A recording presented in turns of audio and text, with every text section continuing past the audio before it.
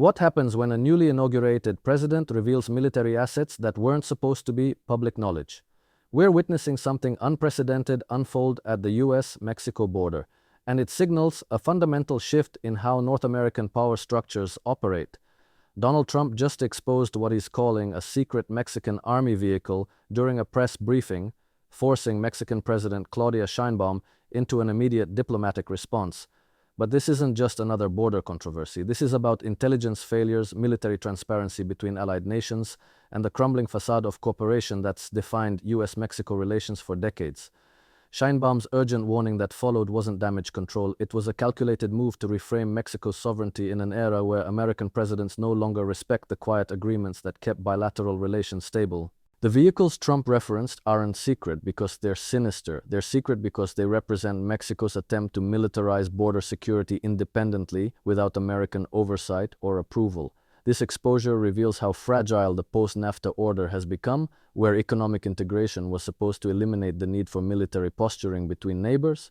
We're watching the architecture of North American geopolitics crack in real time. Let's step back for a moment and understand what we're really looking at here, because the mainstream narrative is going to tell you this is about border security, or immigration enforcement, or maybe even drug cartels, but those explanations barely scratch the surface of what's actually happening between Washington and Mexico City right now. When Donald Trump stood before cameras and described these military vehicles operating on Mexican soil, he wasn't just making another provocative statement to dominate a news cycle. He was signaling to every intelligence agency, every defense contractor, and every geopolitical analyst, paying attention that the old rules of engagement between the United States and Mexico have fundamentally changed. And Claudia Sheinbaum's response, which came within hours, wasn't the reaction of a leader caught off guard. It was the carefully calibrated response of someone who knew this moment was coming and had already prepared for the consequences. What makes this situation so fascinating from a geopolitical perspective is that it represents the collision of two completely different visions for what Mexico should be in the 21st century. For decades, going back to the NAFTA negotiations in the early 1990s, the implicit agreement between Washington and Mexico City was that Mexico would integrate economically with the United States, would cooperate on security matters, particularly regarding drug trafficking, and in exchange would maintain a degree of sovereignty over its internal affairs that allowed Mexican presidents to preserve nationalist credibility with their domestic audience. This was the grand bargain, the unspoken treaty that governed everything from trade policy to military cooperation to immigration enforcement. Mexican presidents could criticize American imperialism in public speeches while privately coordinating with the CIA and DEA on operations that served mutual interests. American presidents could talk tough about the border while ensuring that cheap Mexican labor continued flowing northward to keep wages suppressed and corporate profits elevated. But that equilibrium depended on both sides respecting certain boundaries, certain lines that weren't supposed to be crossed publicly, even if everyone knew what was happening behind closed doors.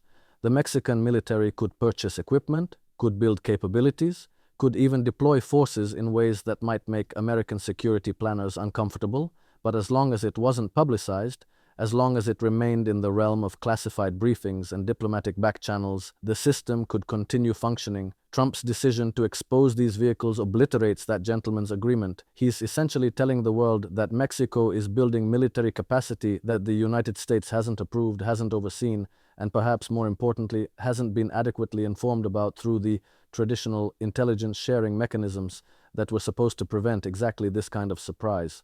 Now, why would Mexico be developing or deploying military vehicles that they'd want to keep quiet from their northern neighbor? This is where we need to think carefully about what's been happening in Mexican politics and Mexican society over the past several years, because Claudia Sheinbaum didn't emerge from nowhere. She's the hand-picked successor of Andrés Manuel López Obrador, known as AMLO, who spent 6 years systematically dismantling the neoliberal consensus that had governed Mexico since the 1980s. AMLO represented something that deeply worried Washington, which was economic nationalism combined with a willingness to challenge American hegemony in Latin America. He strengthened ties with Cuba, maintained cordial relations with Venezuela despite American sanctions, and most significantly, he began the process of bringing the Mexican military into a much more prominent role in domestic governance and economic development. Under AMLO's administration, the Mexican armed forces weren't just fighting cartels or guarding borders. They were building infrastructure projects, managing airports, overseeing major construction initiatives, and essentially becoming a parallel state apparatus that operated with significant autonomy from civilian oversight. This was justified publicly as a necessary response to corruption in civilian institutions, and there's certainly truth to that explanation given how thoroughly organized crime had penetrated Mexican police forces and local governments. But it also represented a strategic shift toward what we might call a more autonomous security posture, where Mexico's military establishment would have the capacity and the resources to act independently of American guidance or pressure. The vehicles Trump exposed are almost certainly part of this broader transformation. What we're likely looking at are domestically produced or modified military vehicles that represent Mexico's attempt to develop indigenous defense manufacturing capabilities. This might not sound particularly dramatic until you consider what it means in the context of North American power dynamics. For generations, Mexico has been militarily dependent on the United States in the sense that major weapon systems, advanced technology, and intelligence capabilities all flowed southward from Washington. This dependency was a form of control, a way of ensuring that Mexico could never truly chart an independent foreign policy course, because doing so would risk losing access to the military hardware and intelligence sharing that Mexican security forces relied upon to maintain order internally and defend sovereignty externally. If Mexico is now producing vehicles, potentially armored personnel carriers, or specialized border patrol equipment, without American involvement or even American knowledge, that represents a fundamental shift in the balance of power across North America. It means that Mexican military planners have made a calculated decision that the risks of American displeasure are worth the benefits of strategic autonomy. And that calculation only makes sense if they've concluded that the era of unquestioned American dominance over the Western Hemisphere is coming to an end, that new opportunities are emerging for mid-sized powers to assert independence, and that the geopolitical environment has changed enough that Mexico can afford to take chances that would have been unthinkable a generation ago. This is where Claudia Sheinbaum's background becomes absolutely crucial to understanding what's happening. She's not a traditional politician who came up through the institutional revolutionary party machine. She's an environmental scientist, an academic, someone who thinks in terms of systems and long-term strategic planning rather than short-term political advantage. Her response to Trump's exposure wasn't defensive or apologetic. Instead, she reframed the entire issue around Mexican sovereignty and the right of any nation to provide for its own defense and security. She positioned these vehicles not as a secret program, but as a natural and appropriate development for a country facing complex security challenges, including drug trafficking, human smuggling, and increasingly, the need to manage migration flows from Central and South America that are passing through Mexican territory. But here's what makes her position so interesting from a strategic perspective. By refusing to treat this as a scandal or a diplomatic crisis, by instead normalizing it as simply what countries do when they take their security seriously, Sheinbaum is testing whether the geopolitical moment has shifted enough that Mexico can assert this kind of independence without facing severe consequences from Washington. She's betting that Trump's America First nationalism, paradoxically, creates space for other forms of nationalism to flourish, because the old liberal internationalist framework that allowed the United States to intervene constantly in the affairs of allied nations under the guise of defending the rules-based international order has been weakened by Trump's own rhetoric and policies. Think about the broader context we're operating in right now. The United States is simultaneously confronting China over Taiwan and the South China Sea, managing a proxy war against Russia and Ukraine, dealing with instability across the Middle East from Gaza to Yemen to Iran, and trying to shore up alliances in the Indo-Pacific region to contain Beijing's rising influence. American military resources are stretched thin, American diplomatic attention is fragmented across multiple crisis zones, and American economic power is increasingly challenged by alternative financial systems and trading blocs that don't depend on dollar supremacy or access to Western capital markets. In this environment, does Washington really have the bandwidth to wage a serious confrontation with Mexico over military vehicles that pose no direct threat to American territory or interests? Sheinbaum is calculating that the answer is no, or at least that the costs of such a confrontation would outweigh whatever benefits American policymakers might imagine they'd gain from forcing Mexico back into a more subordinate position. And she might be right, but this is an enormously high-stakes gamble because it challenges one of the fundamental assumptions that has governed American foreign policy since the Monroe Doctrine, which is that the Western Hemisphere is America's sphere of influence and that no external power and no regional power gets to build military capabilities in the Americas without Washington's approval.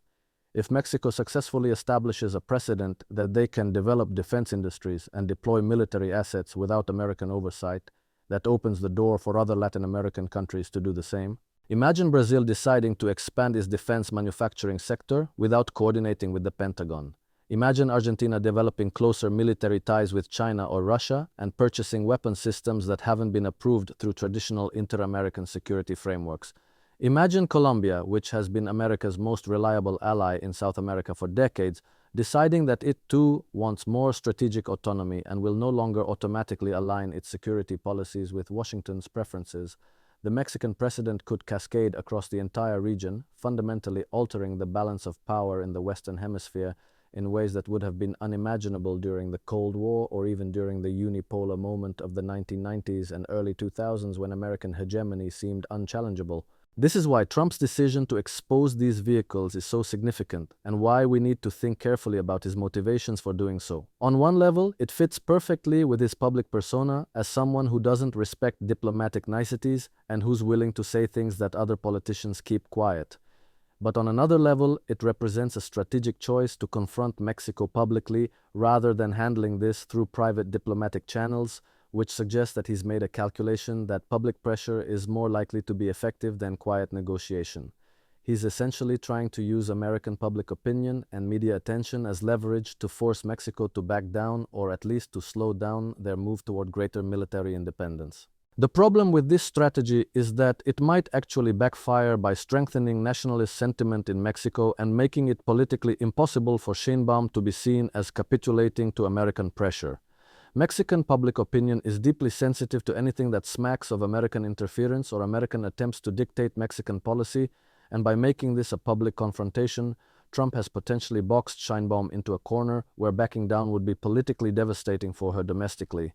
She has to stand firm now, has to defend Mexican sovereignty loudly and clearly, because any appearance of submission to Washington would undermine her credibility with the Mexican public and with the political coalition that brought her to power. What we're watching in real time is the renegotiation of power relationships that have been stable for so long that most people forgot they were even negotiable. The assumption that Mexico would always defer to American preferences on security matters, that Mexican military development would always be coordinated with and subordinate to American strategic interests, that assumption is being challenged right now. And the outcome of this challenge will have implications far beyond the immediate question of whether Mexico gets to keep operating these particular vehicles. It will establish precedents about what degree of autonomy regional powers can assert, about whether American dominance in the Western Hemisphere remains absolute or is becoming more conditional, and about whether the post-Cold War security architecture that integrated the Americas into a US-led system is still viable in a multipolar world. There's also an economic dimension to this that we can't ignore, because military production doesn't happen in a vacuum. If Mexico is developing domestic defense manufacturing capabilities, that means they're building industrial capacity, training engineers and technicians, creating supply chains for specialized components, and essentially developing sectors of their economy that were previously either non-existent or entirely dependent on American technology and American investment. This represents exactly the kind of economic sovereignty that worries Washington because it reduces Mexican dependence on American industrial output and potentially creates competitors to American defense contractors in regional markets. If Mexican companies can produce military vehicles that are cheaper than American equivalents and good enough for the security challenges that Latin American countries face, why would those countries continue buying exclusively from Lockheed Martin or General Dynamics? The timing of this revelation is also worth considering carefully. We're in the early months of Trump's second term, a moment when his administration is still establishing its foreign policy priorities and its approach to key relationships. By forcing this issue to the surface now, Trump is potentially trying to set the terms for how his administration will interact with Mexico over the next 4 years. He's sending a message that he's not going to accept the kind of quiet expansion of Mexican autonomy that occurred during other administrations, that if Mexico wants to chart a more independent course, they're going to have to do it openly and face whatever consequences that entails. But this confrontational approach carries real risks because it could push Mexico towards seeking alternative security partnerships, potentially with countries like China or Russia, that would be happy to provide military equipment and training in exchange for geopolitical influence in America's backyard. And this brings us to perhaps the most important question of all, which is what happens next. Does this become a full-blown diplomatic crisis with threats of sanctions or reduced cooperation on other issues like trade or immigration enforcement? Does it get quietly walked back through behind-the-scenes negotiations where Mexico provides reassurances about how these vehicles will be used and Washington tacitly accepts their existence without formally approving? Or does it represent the beginning of a longer-term deterioration in US-Mexico relations, where both countries increasingly see each other as strategic competitors rather than partners? The answer will depend partly on decisions made in Washington and Mexico City, but it will also depend on broader geopolitical trends that neither country fully controls, including the trajectory of American power globally and the willingness of other countries to challenge American primacy in ways that would have been unthinkable a generation ago. What we're witnessing isn't just a dispute about military vehicles, it's a test case for whether the American-led order that has governed the Western Hemisphere for over a century is still enforceable in an era of rising multipolarity and declining American relative power. The outcome will tell us a great deal about what the world is going to look like in the decades ahead.